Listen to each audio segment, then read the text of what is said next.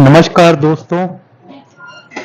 आज मैं सबसे पहले तो आप सबको चंद्रयान 3 की सफलता के लिए बधाई देता हूँ।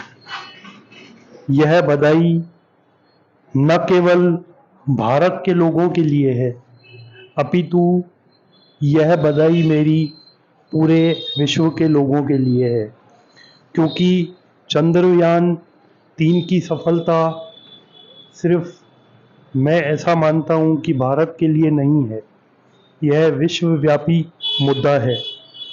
चंद्रमा हमारी पृथ्वी से दूर है, तो पृथ्वी के वासियों के लिए यह शुभ संकेत है कि हमने चंद्रयान 3 को सफल कर दिया। दोस्तों, मैं बहुत ही बारीकी से एक आपके सामने बात रखूंगा कि हमारा चंद्रयान 3 क्यों सफल हुआ, इसके पीछे का मुख्य कारण क्या था कि हमारे देश ने, भारत ने चंद्रयान 3 की सफल लैंडिंग करी है। दोस्तों, चंद्रयान 2 जब हमने पिछली बार भेजा था और वह असफल हुआ था, तो आप ऐसा नहीं कह सकते हैं कि उन असफलताओं की कमियों को देखते हुए किन वजहों से वह असफल हुआ था, हमने वह कमियां दूर करी, इसलिए 3 सफल हो गया। कोई भी होगा, कोई भी देश पिछली कमियां हमेशा याद रखता ही है और उसमें सुधार करता ही है, तो यह कोई बड़ी बात नहीं है। कोई बच्चा है, पढ़ाई करता है, 10वीं का एग्ज़ाम देता है और वह फेल हो जाता है, तो जिन विषयों पर वह फेल होता है, फिर उन विषयों पर अगली बार वह ज़्यादा मेहनत करता है और सफल हो जाता है। ये एक ऑब्वियसली घटना है, स्वाभाविक घटना है। तो पिछली कमियों को सुधारना तो जरूरी था ही, कोई भी होता वह इस सुधार को करता। दूसरी बात कि हम कहें कि हमारे देश के वैज्ञानिकों ने महान काम किया है, तो अच्छी बात है, हौसला अफजाई करनी चाहिए, हमारे देश के वैज्ञानिक हैं। तो यह भी कोई बड़ी बात नहीं है, क्योंकि कई देशों में हमसे ज़्यादा उच्च स्तरीय तकनीक मौजूद है, हमसे ज़्यादा होशियार वैज्ञानिक भी मौजूद हैं, ऐसा कुछ भी नहीं है कि नहीं है। तो यह भी मुख्य बात नहीं है हमारे चंद्रयान 3 की सफलता के लिए। तो आप कहेंगे कि मैं ऐसे क्यों कह रहा हूँ? मैं ऐसा इसलिए कह रहा हूँ कि वैज्ञानिक भी हर देश में है, उच्च तकनीक भी हमसे बेहतर हर देश में है, लेकिन सफलता जो है वो हमारी कैसे हुई, हम कैसे सफल हुए, मुद्दा ये है। सफलता का मुख्य राज, मेरा आज का जो टाइटल है कि सफलता का मुख्य राज क्या है, तो सफलता का जो मुख्य राज है वह मैं आपसे शेयर करता हूँ। दोस्तों, जब पिछली बार चंद्रयान 2 हमारा असफल हुआ था और हमारे वैज्ञानिक बहुत ही चिंतित हुए थे, शायद रोए भी थे, दुखी भी हुए थे। कोई भी होगा दुखी होगा, रोएगा, चिंतित भी होगा, लेकिन ऐसे माहौल में हमारे भारत देश के यशस्वी प्रधानमंत्री, माननीय प्रधानमंत्री श्री नरेंद्र मोदी जी, ये हमारी सफलता का व्यक्ति है, जिन्होंने चंद्रयान 3 को सफल बनाया है।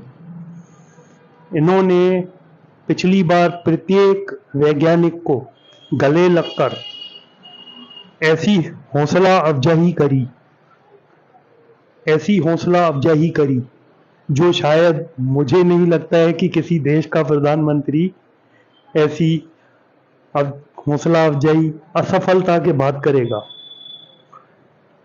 हमारे देश के यशस्वी महान प्रधानमंत्री श्री नरेंद्र भाई मोदी जी, जो कि मुझे लगता है कि सचमुच में सरदार वल्लभ भाई पटेल की तरह लौह पुरुष हैं।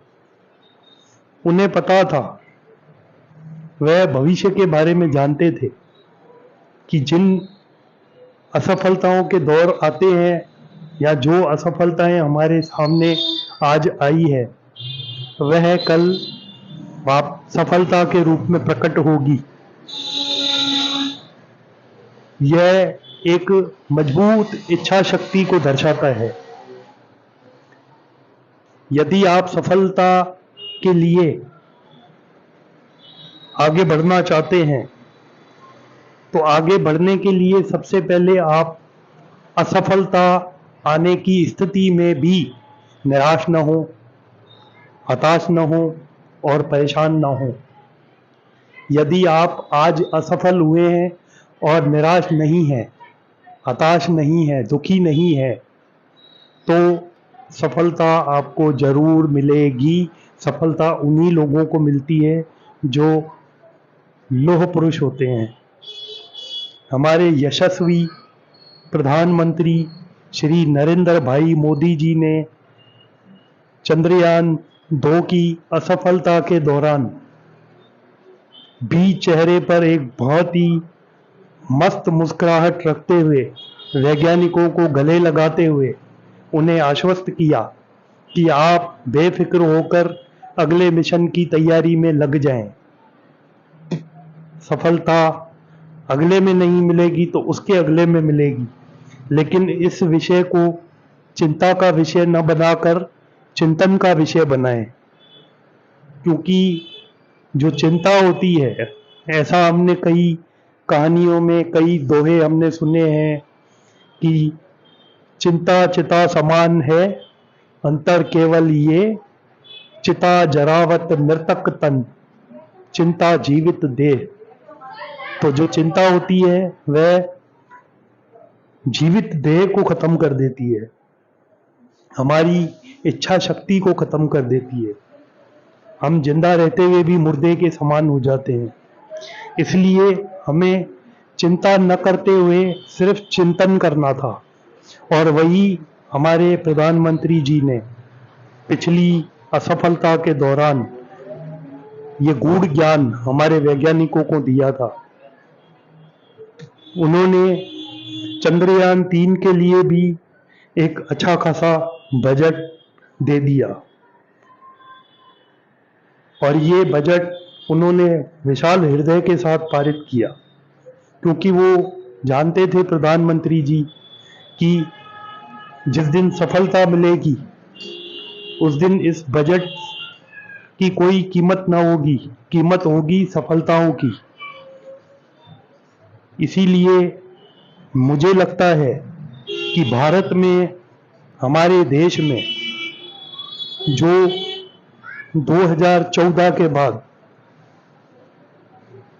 ताकतवर हुआ है हमारा देश, सरहदों पे मजबूत हुआ है, हर क्षेत्र में हमारा देश तरक्की कर रहा है, वैज्ञानिक तरक्की कर रहे हैं, तो यह एक कुशल नेतृत्व को दर्शाता है। जिस भी देश में भारत जैसा कुशल नेतृत्व आज मौजूद होगा, तो वह देश 100% सफल रहेगा। सफलता हमारी भीतर की शक्तियों पर निर्भर करती है। सफलता सिर्फ ज्ञान के ऊपर निर्भर नहीं होती है। ज्ञान जरूरी है, सरस्वती माता का आशीर्वाद जरूरी है, माँ लक्ष्मी की कृपा जरूरी है।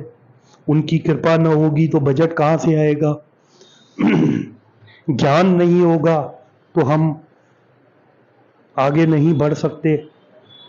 लेकिन इन सबके साथ साथ दृढ़ इच्छा शक्ति, मजबूत नेतृत्व बहुत जरूरी है। उनके नेतृत्व की वजह से ही चंद्रयान 3 की सफलता मिली है, और मेरा मानना है कि यह पूरा श्रेय हमारे यशस्वी प्रधानमंत्री माननीय श्री नरेंद्र भाई मोदी जी के हिस्से में आता है। लेकिन फिर भी मैं किसी को ऐसा नहीं कहूँगा कि औरों का काम नहीं था, औरों ने मेहनत नहीं करी। सब किया, सबने सब कुछ किया। लेकिन जो कार्य 2000 चंद्रयान 2 की असफलता के दौरान अन्य नेतृत्व करते हैं, निराश हो जाते हैं। आपका राजा ही निराश है, प्रजा कैसे आगे बढ़ेगी, सेना तो हारेगी। यही खूबी हमें जीत की ओर लेके गई है। और मुझे लगता है इस मुद्दे को किसी भी तरह से राजनीति से नहीं जोड़ना चाहिए।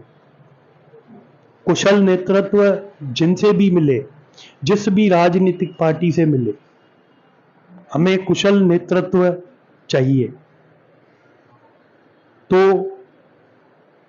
सबसे अच्छी बात यह रही कि इस सफलता के बाद अब तक भारत में किसी भी राजनीतिक पार्टी ने इस पर राजनीति नहीं करी है। यह बेहद ही खुशी की बात है। और मैं कोई भाजपा का सदस्य नहीं हूं कि आप ऐसा समझें कि मैं भाजपा का सदस्य हूं, इसलिए मैं नरेंद्र मोदी जी के तारीफ के पुल बांध रहा हूं। नहीं, आज मैं 50 वर्ष का हूं। आज मेरी आयु लगभग 50 वर्ष होने को है। लेकिन मैंने ऐसा नेतृत्व पहले कभी देखा नहीं है। इसी वजह से मैं इस नेतृत्व की तारीफ कर रहा हूं।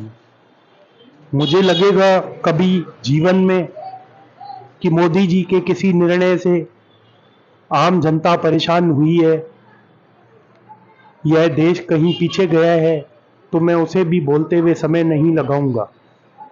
मैं कोई पत्रकार नहीं हूं, मैं इस देश का नागरिक हूं। कानून के दायरे के अंदर बोलने की जो भी भाषाएं हैं, वह मैं उस हक से जरूर बोलूंगा जो मुझे मेरी नागरिकता प्रदान करती है। क्योंकि देश का 1 रुपया भी कहीं खर्च होता है तो उसका भार मुझ पर भी है, चाहे वह कितना भी हो। प्रत्येक नागरिक के ऊपर खर्चा है। तो हमें जब तारीफ करने का मौका मिले तो जरूर तारीफ करनी चाहिए। और कोई सरकार से गलत कार्य हो जाता है तो उसके लिए भी हमें सरकार को जरूर चेतावनी देनी चाहिए। मैं अपने इस वीडियो के जरिए इतना निवेदन जरूर करूंगा भारतीय जनता पार्टी को कि इसे अपने आगामी विधानसभा चुनावों में कृपया करके मुद्दा न बनाए,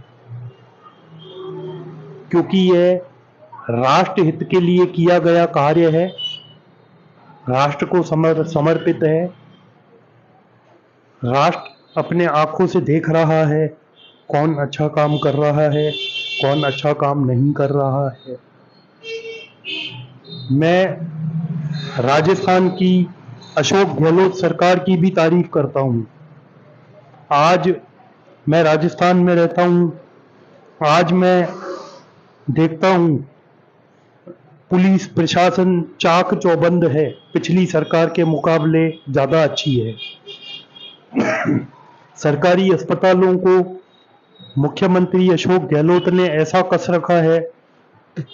मैं व्यक्तिगत रूप से कभी सरकारी अस्पतालों में जाता नहीं था, लेकिन अब जाता हूं, क्योंकि वहां उचित व्यवस्थाएं सरकार ने मुहैया करा रखी है। तो मैं इसकी तारीफ भी करूंगा, क्योंकि मैं आज़ाद हिंदुस्तान का आज़ाद नागरिक हूं।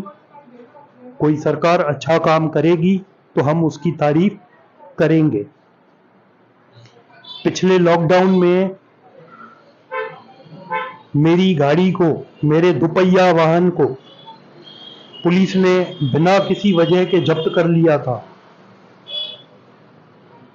उस वक्त गाड़ियां जब्त की जा रही थी बिना वजह बताए। तब मैंने उसकी शिकायत मुख्यमंत्री कार्यालय को भेजी थी, राजस्थान के मुख्यमंत्री कार्यालय को, और उस पर त्वरित कार्रवाई हुई थी। और मैं धन्यवाद देता हूं उस बात के लिए राजस्थान की अशोक गहलोत सरकार को कि उन्होंने न केवल त्वरित कार्रवाई करी बल्कि मुझे न्याय भी दिया। तो देखो, जहां जिस राज्य में जो सरकार अच्छा काम कर रही है उसे तारीफ मिलना बहुत जरूरी है। राजनीति से ऊपर उठकर हम भारत के नागरिकों को एक तरफा विचार नहीं देने चाहिए। इसीलिए मैं आपका धन्यवाद करता हूं कि आपने मेरे वीडियो को अच्छे से सुना है। और मैं चाहता हूं कि यदि आपके पास भी कुछ विचार हों तो ज़रूर मेरे इनबॉक्स में मैसेज के जरिए दें। मैं आपका आभार प्रकट करता हूं, आपका धन्यवाद प्रकट करता हूं मेरे इस वीडियो को हृदय से जगह देने के लिए। धन्यवाद।